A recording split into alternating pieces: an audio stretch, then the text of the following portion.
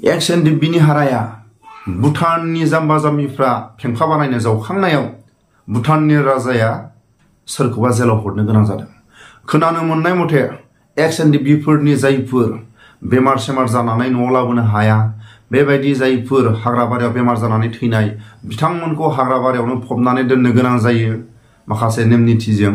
बिथांमोननि हाराखौ जावखांनानै सोरबा गामिनि जाम्बा जाम्बिफ्रा फेंफा बानायनो थाखाय बेबायदि गामिनि जाम्बा जाम्बिफ्रा जावखांनानै लाबोनाय समाव भुटाननि राजाया खोनानानै गावसिनि भुटानिसफोरखौ जेलाव हरदों होननानै जों खोनानो मोनो। भुटानर his majesty king of Bhutan तेखेतक वेलकाम करिছোঁ। आमी दीघलिया एटा बर्डार आमी शेयर करूँ भारत आरो भुटानर माजत आमार बडोलेण्ड एरियार बा भिडिअनि फुटेजाव भुटाननि राजाखौ बरायदों, जोबोद बाख्नायथाव। नाथाय आंनि गोसो गोरबोनिफ्राय आं खावलायो प्रमद बर' सार आरो दानि गोहो खुंथायाव थानाय सारमोना जायफोर XNDBनि बोसोर बोसोर जोबथेसालियाव थानाय, गाननाय जोमनायानो ना जानायानो ना गावनि न'खरनि बिदा फंबाय, गावनि जाथि खुरमा, गावनि अनसुलि बिसि, सोरबा गावनि बिमा बिफाया थांनानै नायनो हायो, जोबोद आलाय सिलाय। खोनानो मोननाय मथे भुटाननि जेलाव जानाय लोंनायफ्रा एसेबां मानि मोजां नङा आरो जायफोर XNDBनि जोबथेसालियाव दं बिथांमोना गाननाय जोमनायनि जोबोद उसुबिदा।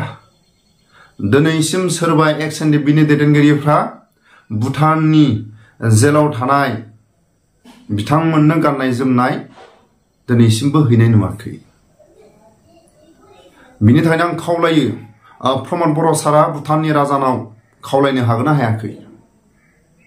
भुटाननि राजाखौ बरायदों आरो भुटाननि राजाखौ लोगो हमनो हागोन ना हायाखै?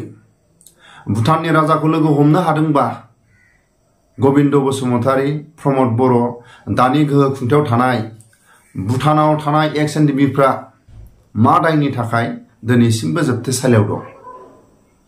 बिथांमोनखौ उदां आरो न'खरनि जायफोर बिदा फंबाय, बिमा बिफा, न'खरनि मानसिफ्रा लोगो हमनो थाखाय सुबिदा खालायनानै थांलाय फैलाय बेफोरनि माखासे सुबिदा बेफोरखौ सावरायना सावरायाखै।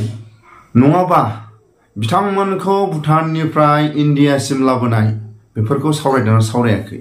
नाथाय XNDBफ्रा भुटानावथ' जेबो दाय मावाखै। बेफोरखौ सावरायलायनानै लाबोनो हागोन ना हाया प्रमद बर' सारा?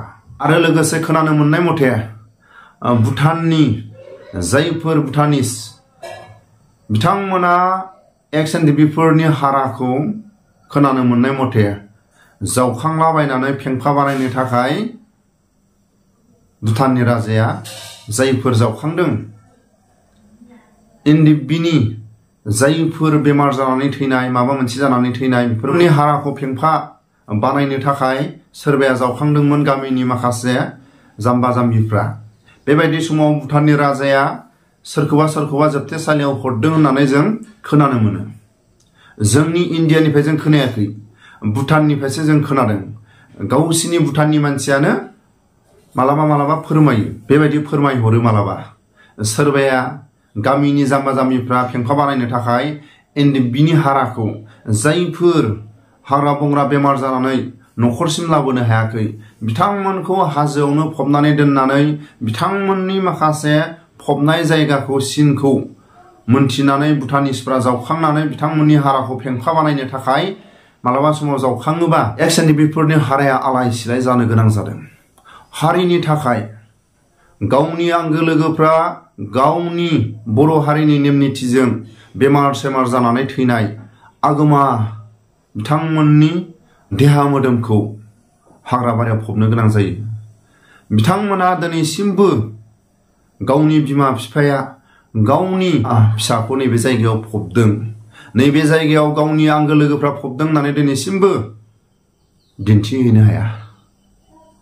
जेयानो जाया मानो भुटाननि राजाजों प्रमद बर' सारा गोविंद सारा दानि गोहो खुंथायाव थानाय सारमोना थाबैनो भुटाननि राजाजों सावरायनानै बिथांमोनखौ उदां खालायनांगौ नङाबा भुटाननिफ्राय इन्डियासिम लाबोनांगौ नङाबा भुटाननि राजाजों सावरायनानै नखरनि गावनि आंगो लोगोफ्रा थांलाय फैलाय बिथांमोनखौ नायनो थाखाय सम सम लोगो हमहैनो थाखाय लामाखौ खुला खालायना होनांगौ माखासे सुबिदाखौ खालायना होनांगौ आरो बिथांमोननि गाननाय जोमनाय बिथांमोननि जानाय लोंनायखौ थिक खालायनानै होनांगौ प्रमद बर' आरो गोविंद सारा भुटानर his majestic king of Bhutan तेखेतक वेलकाम करिছোঁ आमी दीघलीया एटा बॉर्डर आमी शेयर करूँ भारत और भूटानर मजत आमार बडोलेण्ड एरियार बा अहोमर जितु बाउंडारी हि एरियात तेखेतসকলৰ লগত আগৰ সময়ত आमार অঞ্চলৰ পৰা কিছুমান বন্দুকধাৰীসকলে তাত শেল্টাৰ লৈছিলে বা কিছুমান কাৰ্যকলাপ হৈছিলে হিটো লৈ পেলাই তেখেতসকলৰ এটা ভয় আছিলে